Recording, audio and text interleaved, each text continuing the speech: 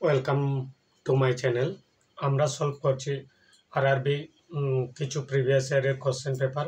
আমরা আজকে প্রথমে নিয়েছি আরআরবি গ্রুপ ডি, যে কোশ্চেনটা এসছে কত 9/9/2022 প্রিভিয়াস ইয়ারের কোশ্চেন পেপার।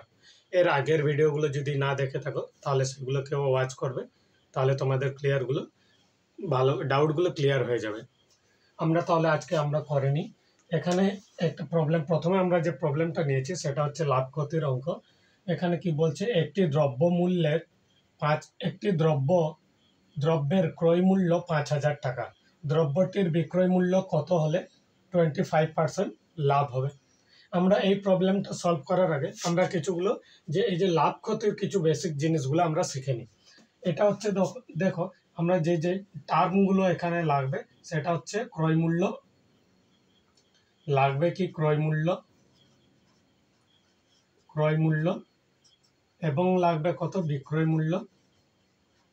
মূল্য কি জিনিস আমরা জানবো সেটা, এবং কি লাভ এবং ক্ষতি, লাভ বা কি ক্ষতি, তাই না? এবার ধরে নিলাম, ধরো আমরা কোনো একটা পেন, এই মার্কারকে আমরা নিয়েছি ধরো 20 টাকা দিয়ে। কত টাকা দিয়ে কিনলাম? 20 টাকা দিয়ে।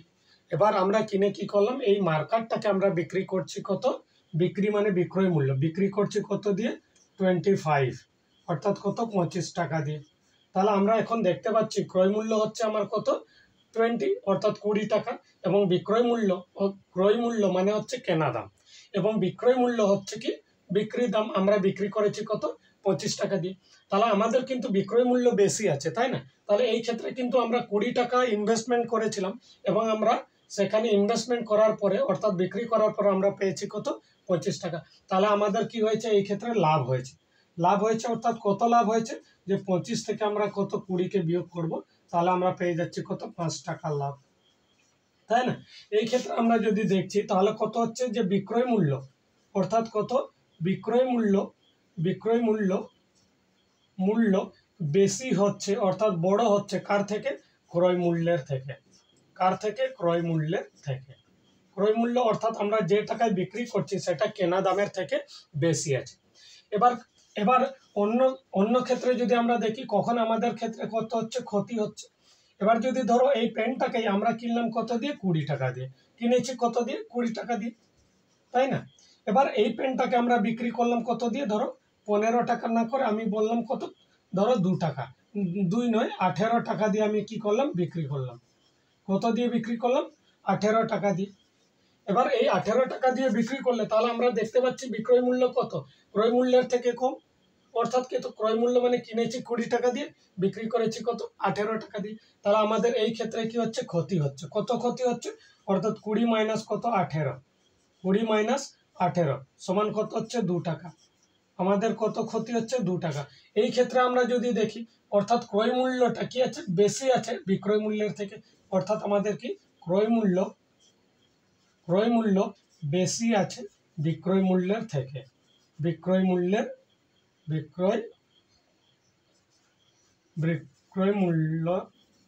মূল্য থেকে, তাই না? তাহলে আমরা লাভ করছি কখন, যখন বিক্রয় মূল্য আমাদের বেশি, অর্থাৎ বেশি টাকা দামে আমরা বিক্রি করছি, কিনছি কম টাকা দামে, তখন আমাদের লাভ হচ্ছে। এবং ক্ষতি কখন হচ্ছে, যখন আমাদের বিক্রয় মূল্য কম হচ্ছে ক্রয় মূল্যের থেকে। এবার দেখো এর থেকে আমাদের আবার আসে যে শতকরা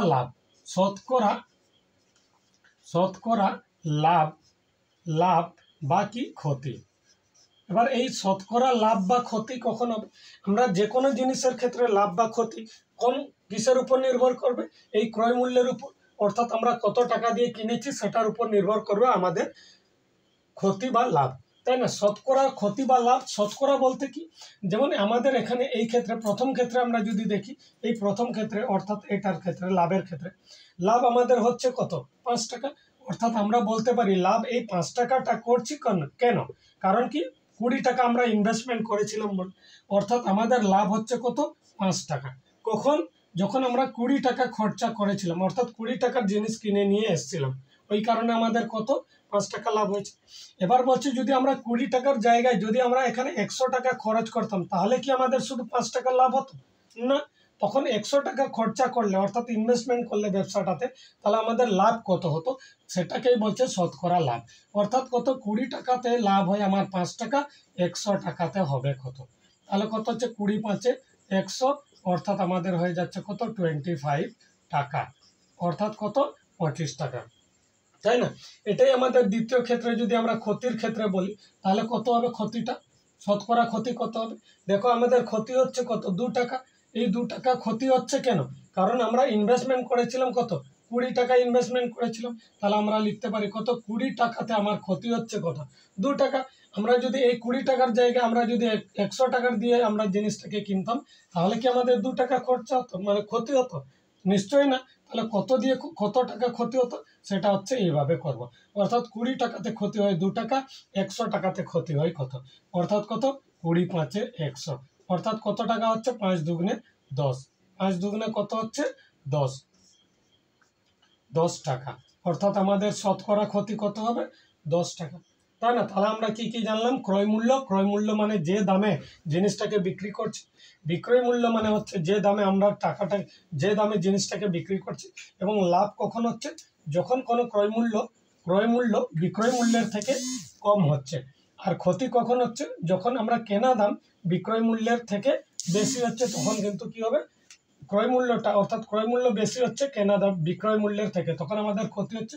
এবং শতকরা ক্ষতি বলতে কত, 100 টাকার উপর ক্ষতিটা কত, অর্থাৎ এখানে আমরা দেখছি কি যে 20 টাকাতে আমাদের লাভ হচ্ছে কত, 20 টাকাতে লাভ হচ্ছে কত 5 টাকা, অর্থাৎ 100 টাকাতে আমাদের ক্ষতি হচ্ছে কত। এরপরে তাহলে আমরা এই প্রবলেমটাকে সলভ করি। আমরা বেসিক জিনিসগুলো জানলাম। প্রবলেমটাকে সলভ করার জন্য তাহলে আমরা যে যে জিনিসগুলো জানলাম সেটা হচ্ছে ক্রয় মূল্য, বিক্রয় মূল্য এবং লাভ এবং ক্ষতি। এবার এখানে আমাদের যেটা বলে দেওয়া আছে সেটা হচ্ছে কি, দ্রব্যের ক্রয় মূল্য অর্থাৎ কেনা দাম কত 5,000 টাকা, এবং দ্রব্যটির বিক্রয় মূল্য কত হলে আমরা 25% লাভ করব। আমরা বলছিলাম যে লাভ বা ক্ষতি কার উপর হচ্ছে, ক্রয় মূল্যের উপর, অর্থাৎ কত টাকা দিয়ে আমরা কিনেছি সেই টাকার উপর নির্ভর করছে কখন আমাদের লাভ হবে বা ক্ষতি হবে। অর্থাৎ আমরা আমাদের দেওয়া আছে কত 25%, অর্থাৎ 25% কত লাভ, 25% আমাদেরকে লাভ করতে হবে। অর্থাৎ এটা যখনই আমাদের এইরকম লাভ বা ক্ষতি দেওয়া থাকবে, তখন আমাদেরকে ধরে নিতে হবে কত, ক্রয় মূল্য। কত ধরে নেব, ক্রয় মূল্যটা। এই ক্রয় মূল্যকে সবসময় কত ধরে নেব, 100 টাকা। কত ধরবো, 100 ধরবো, তাই না?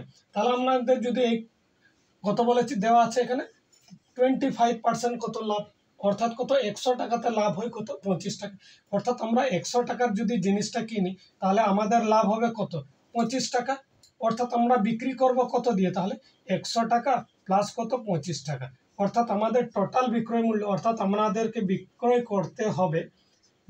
করতে হবে, অর্থাৎ বিক্রয় মূল্যের দাঁড়াবে কত 125 টাকা। কত দাঁড়াবে, 125 টাকা। অর্থাৎ 1 টাকা যদি ক্রয় মূল্য হয়, তাহলে আমাদের বিক্রি করতে হবে কত তখন, 125 বাই কত 100 টাকা দিয়ে, 100 টাকা দিয়ে। এবার আমাদের বলে দেওয়া আছে কত, ক্রয় মূল্য কত 5,000 টাকা। তাহলে এই 5,000 টাকা দিয়ে আমি যদি জিনিস কিনি, তাহলে আমাদের কত টাকা দিয়ে বিক্রি করতে হবে। তাহলে ওইটাকে পেতে গেলে আমরা কি করব, 125 বাই কত 100 ইন্টু কত হচ্ছে 5,000 টাকা। এটা তাহলে এখানে নিচের দুটো শূন্য, উপরের দুটো শূন্য কাটলাম, তাহলে আমার হয়ে যাচ্ছে 125 ইন্টু কত 50, অর্থাৎ 50। অর্থাৎ এবার গুণ করে দাও, শূন্য আছে শূন্য বসে দাও, 5 5 25, 25-এর 5 হাতে 2, 5 দুগুণে 10 আর 2 অর্থাৎ 12, হাতে 1, 5 একে 5 আর 1 6, তাহলে কত হয়ে যাচ্ছে আমার 6,250 টাকা। তাহলে আমাদের অ্যান্সারটা কত হয়ে যাবে, 6,250 টাকা, অপশান সি। তাহলে এরপরের কোশ্চেনটা দেখবো আমরা। আজকের সেকেন্ড কোশ্চেন যেটা দেওয়া আছে, একটা সূচকের নিয়ম, এটা সূচকের অঙ্ক একটা। এই অঙ্কতে এখানে প্রবলেমটাতে কি বলছে যে 6x এর মান নির্ণয় করো যখন 6 to the power 4 plus x equal to 6 to the power 7। এখানে আমাদের কি আছে, সূচকের নিয়ম। সূচকের নিয়মের ক্ষেত্রে হচ্ছে, এই সূচকের নিয়মের ক্ষেত্রে মনে রাখবে এখানে মাঝখানে যদি কত থাকে, সমান থাকে, তাহলে কি হবে, এটাকে বলছে বেস, এই অংশটাকে। অর্থাৎ আমরা এখানে যদি দেখে নিই, এক্স টু দি পাওয়ার কত এ, আর সামনে কত গুণ আছে ধরো বি, অর্থাৎ এখানে কত এই এক্স এই বি কে বলা হচ্ছে কত কোএফিসিয়েন্ট,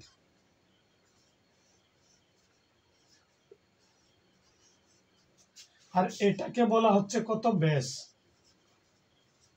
অর্থাৎ কি নিধান, নিধান, আর এটাকে বলা হচ্ছে সূচক, সূচক বা ঘাত, ঘাত বা বলতে পারি আমরা পাওয়ার, এটাকে বলা হচ্ছে, তাই না?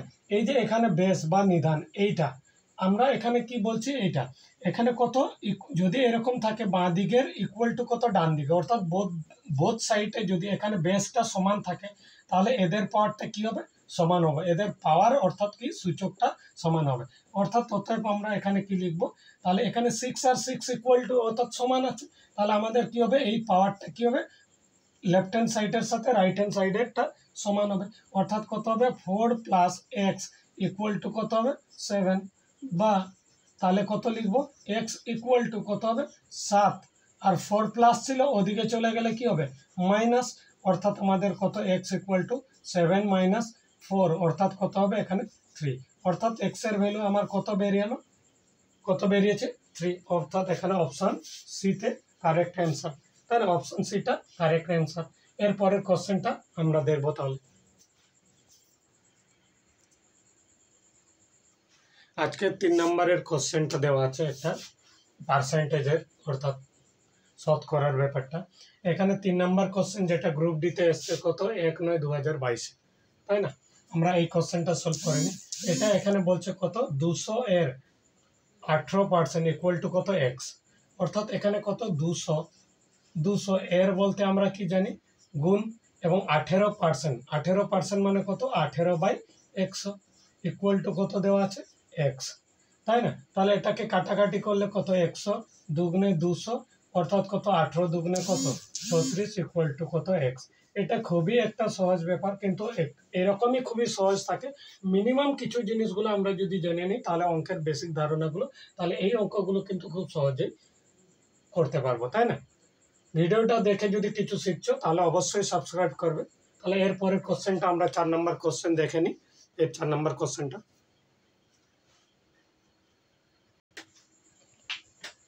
এটা আমাদের 4 নম্বর কোশ্চেন।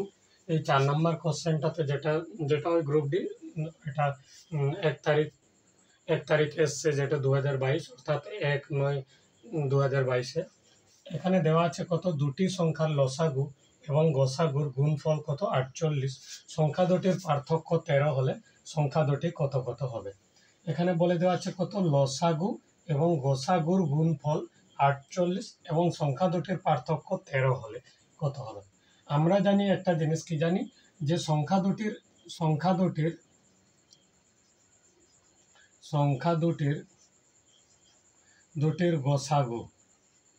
গোসাগু গণিত কত লসাগু,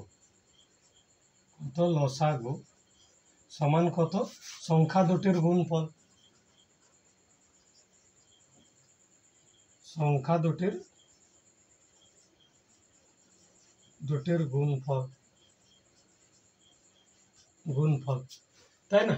এখানে তাহলে আমরা সংখ্যা দুটির গুণফল, এবার আমরা যদি ধরি একটা সংখ্যা আমরা ধরলাম কত এক্স, আর একটা সংখ্যাকে ধরলাম কত ওয়াই, এবার আমরা ধরে নিলাম কত এক্সটা বড় সংখ্যা, ওয়াইটা ছোট সংখ্যা, অর্থাৎ এক্সটা গ্রেটার দেন ওয়াই, তাই না? এবার এখানে গুণফল দেওয়া আছে কত, আমরা যদি তাহলে কত ধরছি, আমরা একটা সংখ্যাকে এক্স ধরেছি আর একটা সংখ্যাকে কত ওয়াই ধরেছি, এবার এই দুটির গুণফল সমান কত দেওয়া আছে, এখানে গুণফল সমান কত দেওয়া আছে ওয়াই, তাই না? ওই যে কত দেওয়া আছে 48, তাই না? তাহলে আমরা সংখ্যা এক্স আর ওয়াই যদি ধরি তাহলে এক্স ইন্টু ওয়াই সমান কত 48, তাই না? অর্থাৎ এক্স ওয়াই এর মান কত, আমাদের এক্স ওয়াই এর মান হচ্ছে কত 48।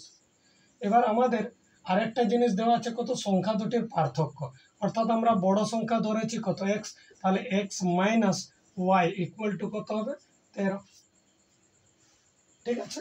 এবার আমি এই সমীকরণটাকে কি করলাম, উভয় পক্ষকে বর্গ করে দিলাম, অর্থাৎ এখানে এক্স মাইনাস ওয়াই এর এই দিকটাতে আমি বর্গ করলাম, অর্থাৎ স্কোয়ার করলাম, এই দিকটাতেও কি করলাম স্কোয়ার করে দিলাম, তাই না?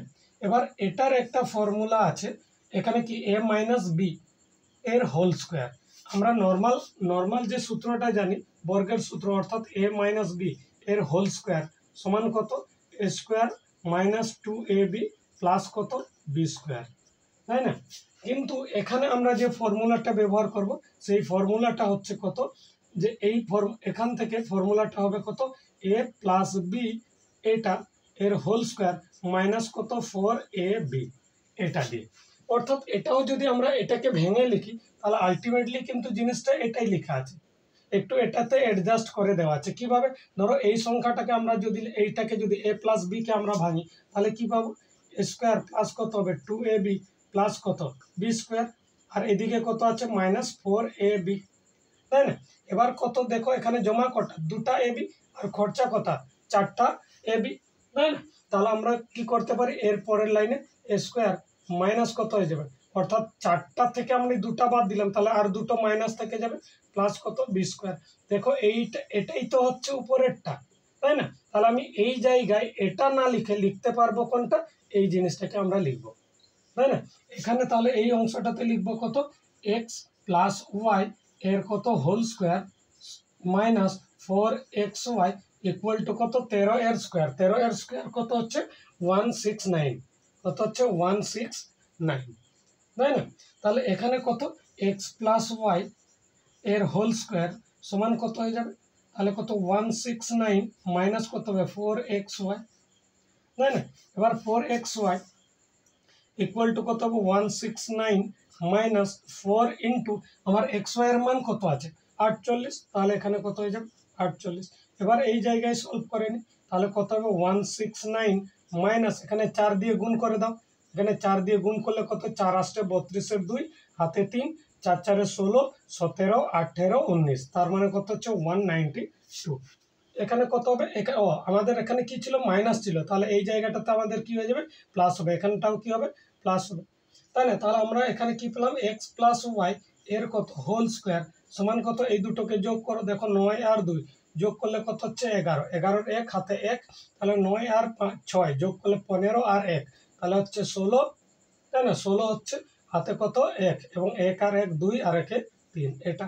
এবার কত, এক্স প্লাস ওয়াই সমান কত হবে, √361 সমান কত হয়ে যাবে 19, এটা কার 19 এর বর্গ ছিল, তাই এক্স প্লাস ওয়াই এর মান কত পেলাম 19, তাই না? এবার তাহলে কি কি জিনিস পেলাম, তাহলে আমরা এখান থেকে, তাহলে দেখো আমরা প্রথমের অংশটাতে পেয়েছি কত, এক্স মাইনাস ওয়াই সমান কত 13, আবার এখন পেলাম কত, এক্স প্লাস ওয়াই সমান কত 19, অর্থাৎ আমরা যদি লিখি এক্স প্লাস ওয়াই সমান কত হচ্ছে 19 এবং এক্স মাইনাস ওয়াই সমান কত হচ্ছে 13, তাই না? এবার এই দুটো সমীকরণটাকে আমি কি করে দিচ্ছি, এই দুটো সমীকরণকে আমরা কি করে দিচ্ছি, প্লাস করে দিচ্ছি, তাহলে উপরে প্লাস ওয়াই এবং নিচে কত মাইনাস ওয়াই, তাহলে এখানে থেকে যাচ্ছে কত 2x ইকুয়াল টু এটাকে যোগ করে দিব, এখানে যোগ করলে কত হচ্ছে 2 আর এখানে হচ্ছে কত 3 32, অর্থাৎ x ইকুয়াল টু কত 32/2, অর্থাৎ কত হচ্ছে 16, অর্থাৎ আমার x এর মান কত বেরিয়ে গেছে 16, অর্থাৎ এখানে যদি আমরা দেখি অ্যান্সারে কত আছে, একটাতে 16 দেওয়া আছে, 17 24 25, তাহলে আমরা কিন্তু এখানে x এর ভ্যালু কিন্তু পেয়ে যাচ্ছি কত 16, অর্থাৎ অ্যান্সারটা কিন্তু হবে অপশন এ। আবার এখানে আমরা যদি একটা সংখ্যা 16 পেয়েও থাকি, যদি আমি আরেকটা সংখ্যা বার করার চেষ্টা করি, তাহলে আমরা যে কোনো একটা সমীকরণে যদি x এর মানটাকে বসিয়ে দিই, তাহলে আমার কত ছিল, এক্স প্লাস ওয়াই সমান কত ছিল 19, এবার x আমরা কত পেয়েছি 16, তাহলে এখানে বসিয়ে দাও 16 প্লাস কত ওয়াই সমান কত হচ্ছে 19 এখানে, তাই না? এখানে তাহলে ওয়াই সমান কত হচ্ছে 19 মাইনাস 16 সমান কত হচ্ছে 3, অর্থাৎ ওয়াই ইকুয়াল টু কত হলো আমাদের 3, এটা, তাই না? তাহলে আমরা কোন অ্যান্সারটা, অপশন এ অ্যান্সারটা ঠিক হবে, তাই না? এরপরের কোশ্চেনটা আমরা দেখি, পরের কোশ্চেনটা করব।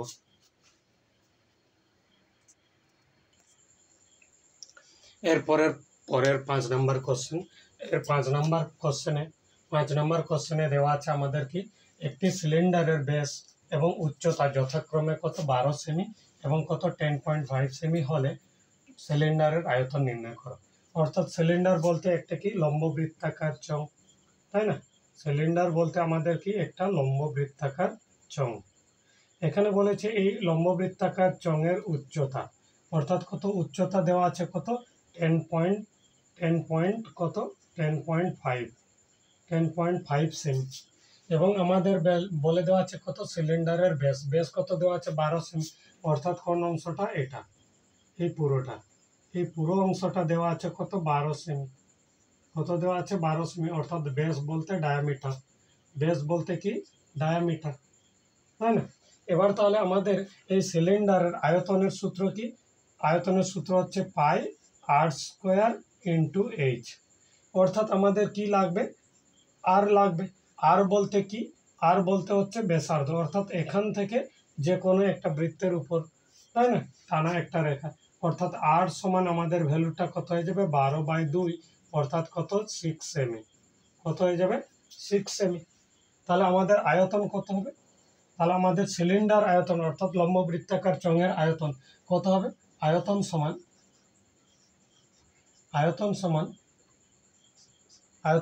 কত হবে? পাই আর স্কোয়ার ইন্টু এইচ, তাই না?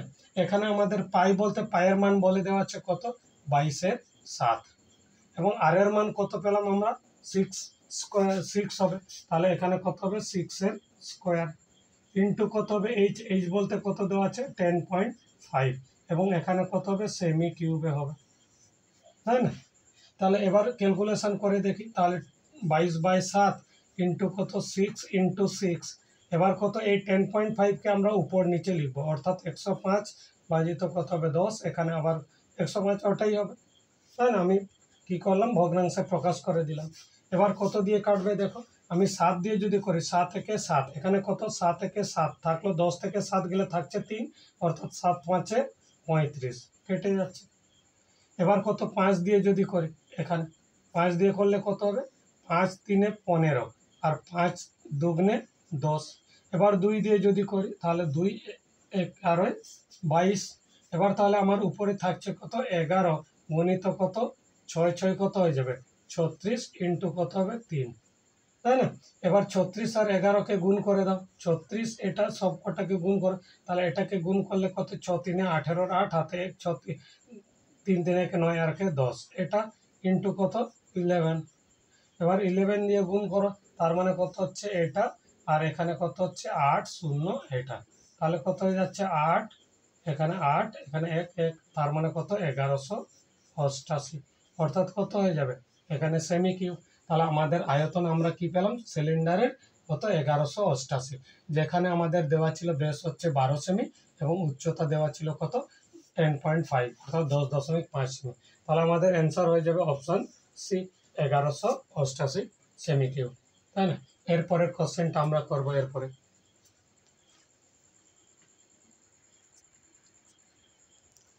আমরা এখন করব 6 নম্বর কোশ্চেন। এই 6 নম্বর কোশ্চেনে দেওয়া আছে যে সরলা এবং কিশোরের বয়সের সমষ্টি 26 বছর। 3 বছর আগে কিশোরের বয়স সরলার বয়সের 3/2 গুণ হলে সরলার বর্তমান বয়স কত হবে? বলছে কত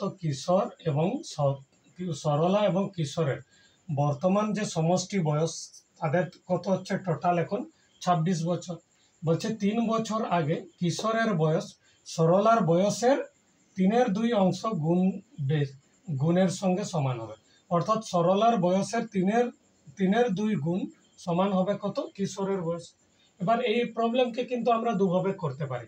কিভাবে? আমরা প্রথম অংশ দেখা যাক, প্রথম অংশ একরকম, এটা একটা প্রসেসের মধ্যে করি। এবার ধরো সরলার আমরা বয়স ধরে নিলাম কত x বছর, কত ধরলাম x বছর। এখানে বলে দেওয়া আছে সরল